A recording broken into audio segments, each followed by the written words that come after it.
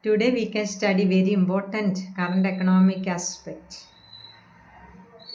Topic is of India Justice Report 2025. This is an index that is published by Tata Trust. First of all, it was published in 2019. Tata Trust, in collaborations with many organizations, preparing this report. It evaluates how much effective the judicial system, legal system, etc.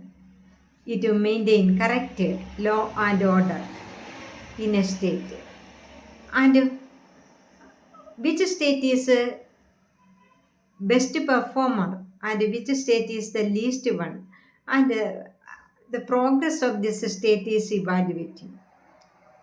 This report 2025 report which shows that Karnataka is the top ranker.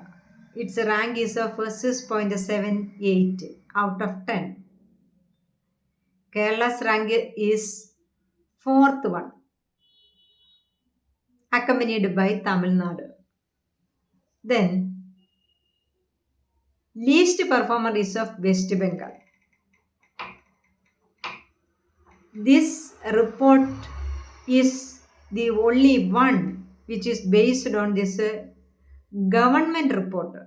So, it is an authentic report.